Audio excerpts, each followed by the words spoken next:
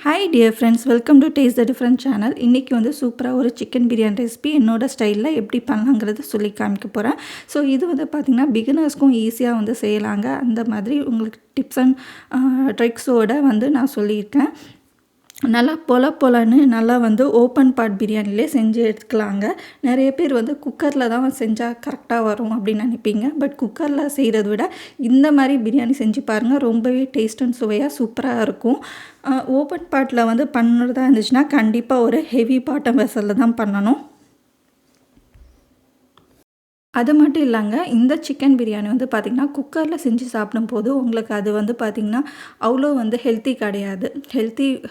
பிரியாணினாலே கொஞ்சம் ஹெல்த்தி கிடையாது தான். நம்மளோட டேஸ்ட்டு நம்மளோட பிடிக்குங்கிறதுக்காக நம்ம வந்து செஞ்சு சாப்பிட்றோம். பட் நான் வந்து பார்த்திங்கன்னா இந்த ஓப்பன் பாட் பண்ணுறபோது உங்களுக்கு வந்து இன்னுமே கொஞ்சம் ஹெல்த்தி ஆப்ஷனாக இருக்கும். அதுக்காக தான் சொல்கிறேன். ஸோ இப்போ வந்து நான் அது மன்பசன்லேருந்து இந்தியன் கிராசரி மார்க்கெட் இங்கே ஆஸ்டினில் இருக்குது. ஸோ அங்கேருந்து நான் வாங்கின சிக்கன் தான் உங்களுக்கு இப்போ காமிச்சிட்ருக்கேன். இது வந்து 1 கிலோ 15 கிராம்ஸ் அந்த அளவுக்கு நம்ம கிலோ கணக்கில் பார்த்தோம்னா அந்த அளவுக்கு இருக்கும்.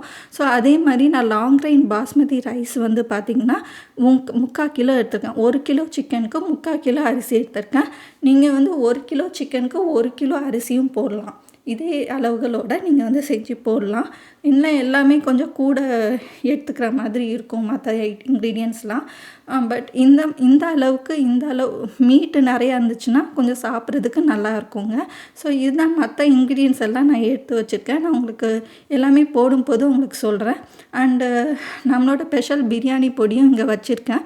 நான் வந்து இது வீட்லேயே அரைச்சிருக்கேன். இந்த ரெசிபி வேணும்னா நான் டிஸ்கிரிப்ஷனில் கண்டிப்பாக ஒரு 50 கிராம்ஸ் எப்படி பண்ணுறதுன்னு சொல்லிட்டு போட்டிருக்கேன். அதை ரெஃபர் பண்ணி பார்த்து நீங்கள் செய்யலாம். இல்லைனா நான் உங்களுக்கு வந்து தனியாக ஒரு வீடியோவும் நான் போடுறேன். இந்த பிரியாணி பவுடர் ரெசிபி வேணும்னா ரொம்பவே அருமையாக சூப்பராக இருக்குங்க. இப்போ வந்து பார்த்திங்கன்னா நான் லாங் கிரெயின் பாஸ்மதி ரைஸ் வந்து 4 டைம் வாஷ் பண்ணியிருந்தேன். அதோட தண்ணி தான் வந்து இங்கே சைடில் எடுத்து வச்சுருக்கேன். அரிசி கழுவுன தண்ணி. அது போக நல்ல தண்ணியில் நான் ஒரு 1/2 மணி நேரம் ஊற வச்சு எடுத்துக்கிறேன். அதே மாதிரி நான் சிக்கனும் வந்து பார்த்திங்கன்னா நல்லா ஒரு 2 டைம் வாஷ் பண்ணி எடுத்துகிட்டு வந்துட்டேன். அதுக்கு போக நான் வந்து அரிசி கழுவுன தண்ணியில் வச்சு நான் இன்னும் ஒரு 2 டைம் வந்து வாஷ் பண்ணி எடுத்துக்க போகிறேன். இப்போ நம்மளோட பாஸ்மதி ரைஸ் வந்து 1/2 அன் ஹவர் ஆகிடுச்சுங்க. ஸோ அதனால் தண்ணியை வடிகட்டிட்டு இது மாதிரி ரைஸ் மட்டும் எடுத்து வச்சுக்கேன். இது லாங் கிரெயின் பாஸ்மதி ரைஸுங்கிறதுனால 1/2 அன் ஹவர் வந்து ஊற வைக்கணும். இதே ஷார்ட் கிரெயின் அதாவது சின்ன சின்ன அரிசியாக இருந்தது, நான் பாஸ்மதி ரைஸில் சின்ன அரிசியாக இருக்கும். ஸோ அந்த மாதிரி இருந்துச்சுன்னா ஒரு 15 மினிட்ஸ் போடலாம். இதே நீங்கள் சீரக சம்பா யூஸ் பண்ணுறீங்கனாலும் 15 மினிட்ஸ் ஊற வச்சா போதும். ஸோ இதுதான் வந்து டிஃப்ரென்ஸு. ஸோ கொஞ்சம் ஊற வச்சுட்டு அந்த தண்ணியை கரெக்டாக நீங்கள் வடித்து வச்சுடுங்க. அந்த 1/2 மணி நேரமோ அந்த 15 மினிட்ஸோ எவ்வளோ நீங்கள் என்ன ரைஸ் எடுக்கிறீங்களோ அது மாதிரி பண்ணி வச்சுக்கோங்க. அந்த டைமுக்கு மேலே ஊற வைக்க வேண்டாம். ஸோ இப்போ வந்து பார்த்திங்கன்னா நான் எல்லாமே வந்து ரெடி பண்ணி வச்சுட்டேன். அண்டு இப்போ ஒரு ஹெவி பாட்டம் வெசல் நான் எடுத்திருக்கேங்க. கிட்டத்தட்ட இது வந்து நல்லாவே ஒரு 8 கப்ஸ் ரைஸ் வரைக்கும் கூட பண்ணலாம். பட் நான் இன்றைக்கி 4 கப்ஸ் ரைஸ் தான் வந்து பண்ணி காமிக்க போகிறேன் இந்த பாட்லேயே. ஸோ எதுக்காக இந்த பாட் சூஸ் பண்ணேன்னா நல்லா வைடாக அகலமாக இருக்கணும். அதே சமயம் ஹெவி பாட்டமாக இருக்கணும். நல்லா திக்கான வெசலாக இருக்கணும். அந்த மாதிரி இருந்தால் நீங்கள் பார்த்து பண்ணுங்கள். ஸோ அதே மாதிரி இப்போ எண்ணெய் வந்து பார்த்திங்கன்னா நம்ம 4 கப்பு ரைஸு சொல்லியிருந்தேன் இல்லையா, அதில் 1 கப் அளவுக்கு எண்ணெயோட அளவு பார்த்திங்கன்னா 235 கிராம்ஸ் எண்ணெய் வந்து சேர்த்துக்கணும். நான் வந்து பார்த்திங்கன்னா கடல எண்ணெய் தான் எடுத்திருக்கேன்.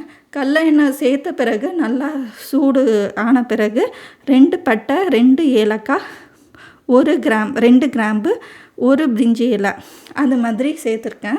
அது சேர்த்துட்டு லைட்டாக சிஸ்லிங் ஆன பிறகு நம்ம வந்து தக்காளி வந்து 100 கிராம் தக்காளி, ஒரு பெரிய சைஸ் தக்காளியில் பாதி அளவு தான் எடுத்துக்கணும். ஏன்னா சிக்கன் பிரியாணிக்கு ரொம்ப தக்காளி சேர்க்கக்கூடாதுங்க. ஸோ இந்த அளவு சேர்க்கும் போதே நம்ம இதை ஃபுல்லாக அரைச்சி தான் சேர்க்க போகிறோம். ஸோ அதனால் தக்காளியை நல்லா அரைச்சிட்டு இது மாதிரி சேர்த்துட்டு அது கூட 6 பச்சை மிளகாய் நான் போட்டிருக்கேங்க.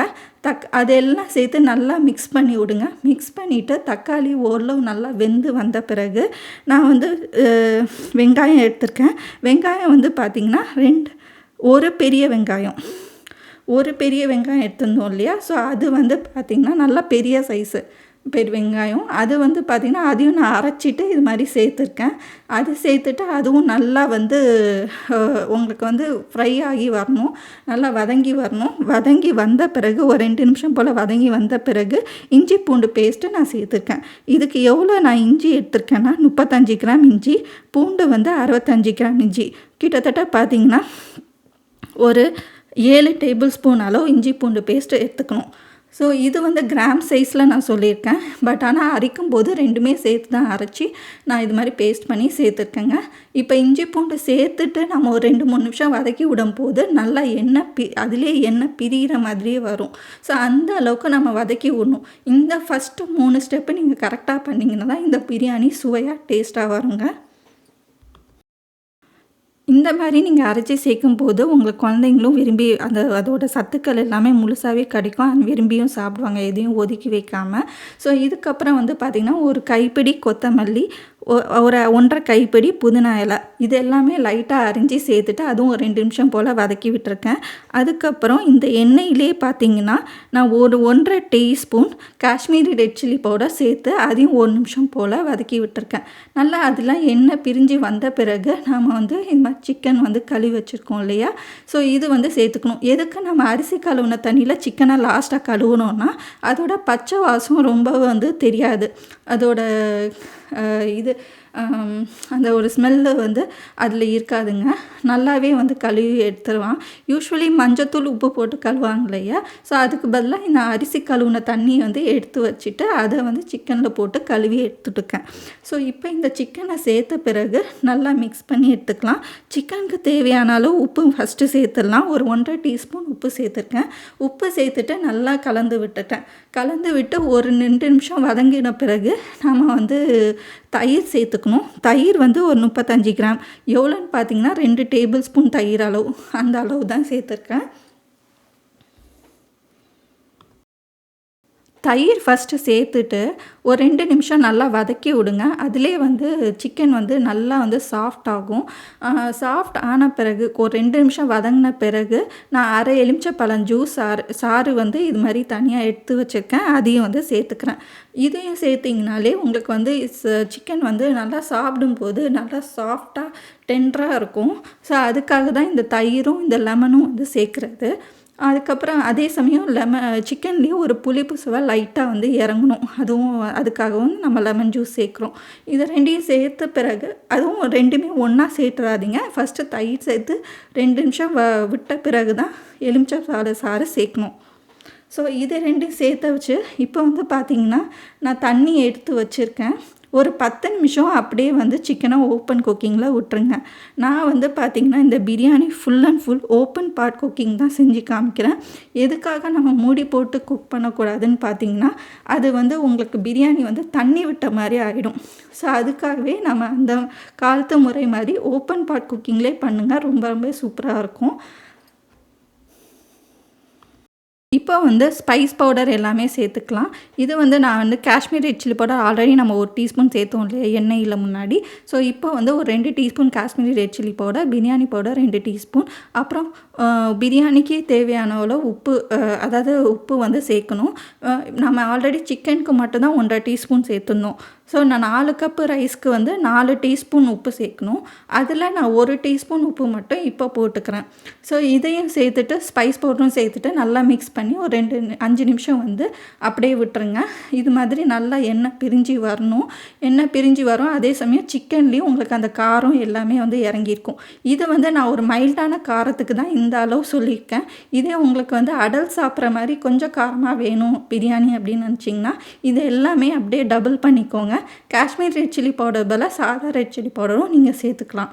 ஸோ இப்போ வந்து பார்த்திங்கன்னா நான் எண்ணெய் பிரிஞ்சு வந்த பிறகு நான் வந்து பாக்கி இருக்கிற 3 டீஸ்பூன் உப்பு வந்து பிரியாணிக்கு தேவையான அளவு உப்பு சேர்த்துட்றேன். இதையும் சேர்த்துட்டு நல்லா ஒரு 2 நிமிஷம் போல் வதக்க விட்ருங்க. அதுக்கப்புறம் தான் நம்ம வந்து தண்ணி சேர்க்கணும். இது மாதிரி நல்லா எண்ணெய் பிரிஞ்சு வந்த பிறகு நான் வந்து தண்ணி சேர்க்குறேன். தண்ணி வந்து 4 கப்பு பிரியாணி ரைஸ் எடுத்துருக்கோம் இல்லையா, ஸோ அதில் வந்து 8 கப்பு தண்ணி, டபுள் டைம்ஸ் 1:2 அந்த ரேஷியோவில் வந்து சேர்க்கணும். ஸோ இப்போ வந்து நம்ம 3/4 கிலோ அரிசினா 1.5 லிட்டர் தண்ணி சேர்க்கணும். இப்போ இது எல்லாமே சேர்த்துட்டு லைட்டாக டேஸ்ட் பண்ணி பாருங்கள். உங்களுக்கு வந்து உப்பு காரம் எல்லாமே கரெக்டாக இருக்கணும். அது வந்து நல்லா தண்ணி கொதி விட்ட பிறகு நீங்கள் டேஸ்ட் பண்ணி பாருங்கள். இப்போ பார்த்தீங்கன்னா நல்லா கொதி விட்டுச்சு. அதுக்கப்புறம் தான் நான் டேஸ்ட் பார்த்தேன். எனக்கு உப்பு, காரம் எல்லாமே கரெக்டாக இருந்துச்சு. உங்களுக்கு வந்து காரம் பத்தலைன்னா நான் முன்னாடியே சொன்ன மாதிரி டபுளாக எல்லாம் போட்டுக்கோங்க ஸ்பைஸ் பவுடர்ஸை. ஸோ மற்றபடி எந்த சேஞ்சஸும் வேண்டாம். அதுக்கப்புறம் வந்து உங்களுக்கு சப்போஸ் இந்த ஸ்டேஜில் உங்களுக்கு ஏதாவது உங்களுக்கு ஸ்பைஸோ இல்லை உப்போ கம்மியாக இருந்துச்சுன்னா அது எக்ஸ்ட்ராவாக இப்போ தண்ணி கொதிக்கிறப்பே போட்டு ஒரு 2 நிமிஷம் லைட்டாக திரும்ப கொதிக்க விட்டுட்டு அதுக்கப்புறம் வந்து இந்த மாதிரி பிரியாணி அரிசியை வந்து நம்ம கழுவி ஊற வச்சு அதுக்கப்புறம் வடிகட்டி எடுத்து வச்சுருக்கோம் இல்லையா, ஸோ அதை வந்து இப்போ சேர்த்துக்கிறோம். இப்போ ஒரு 10 நிமிஷம் நம்ம கொதிக்க விட்ட பிறகு இந்த மாதிரி வந்திருக்குங்க. ஃபஸ்ட்டு 10 நிமிஷம் வந்து நான் அந்த மீடியம் ஃப்ளேம் 5 பாயிண்ட்லேயே கொதிக்க விட்டுருந்தேன். இப்போ வந்து 3 பாயிண்ட்டுக்கு மாற்றுறேன். அதாவது கொஞ்சம் கம்மி பண்ணிக்கணும். அதுக்கப்புறம் வந்து இன்னொரு 5 மினிட்ஸ் வந்து விட்டுருங்க. டோட்டலி 15 மினிட்ஸ்லேயே உங்களுக்கு வந்து பிரியாணி வந்து லெவல் வந்துடும். இப்போ வந்து பார்த்திங்கன்னா 5 மினிட்ஸ் ஆயிடுச்சு. இப்போ நம்மளுக்கு எல்லாமே லெவல் ஆகி வந்துருக்கு பாருங்கள். தண்ணி கம்மியாகி அரிசி வந்து மேலே வந்திருக்கு. அரிசியும் ஒரு 70 to 80% குக் ஆகிருக்கும். சிக்கனும் ஒரு 90% போல் குக் ஆகிருக்கும் இந்த ஸ்டேஜில்.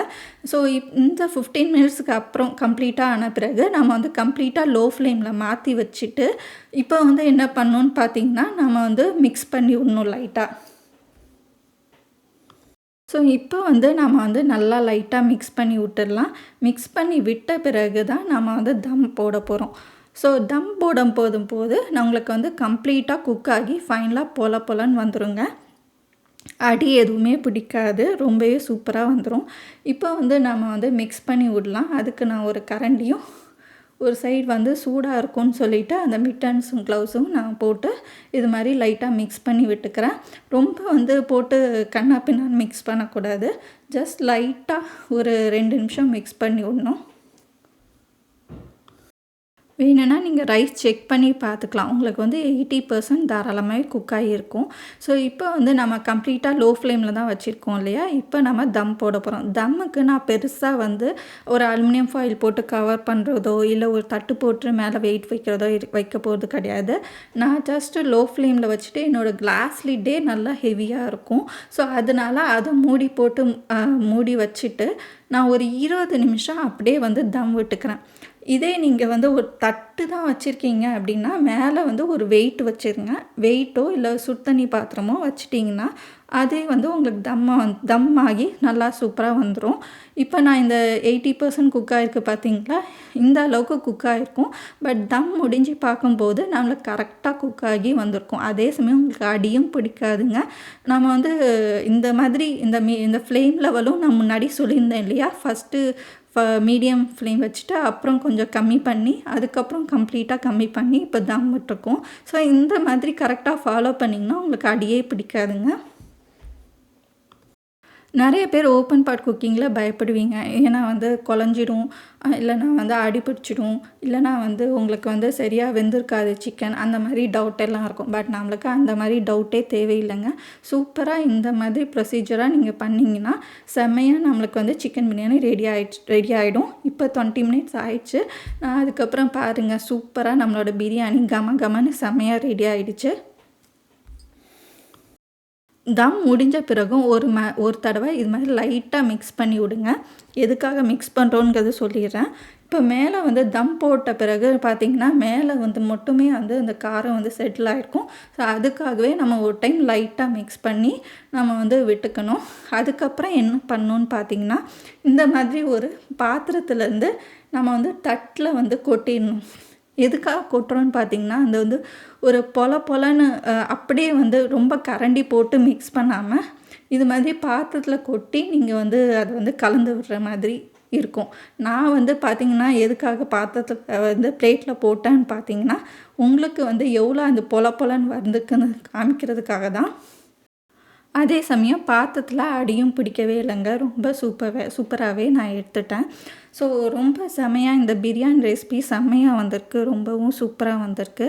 இப்போ வந்து உங்களுக்கு நான் டேஸ்டிங் செஷனும் காமிக்கிறேங்க. ஃபஸ்ட்டு நான் வந்து அது உங்களுக்கு லைட்டாக எடுத்து காமிக்கிறேன் கரண்டியில்.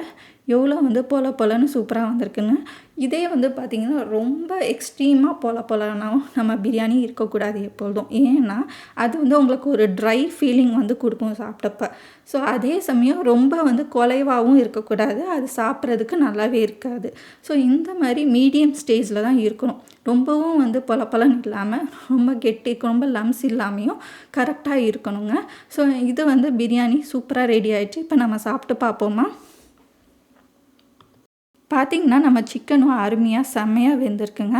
இது கூட நான் சிக்கன் பீஸ் வச்சு சாப்பிட்டு பார்த்தேன். சூப்பராக அமோகமாக செம்மையாக இருந்துச்சு, சான்ஸே இல்லை. கண்டிப்பாக நீங்கள் வீட்டில் இதை ட்ரை பண்ணிட்டு எனக்கு கமெண்ட் பண்ணுங்கள்.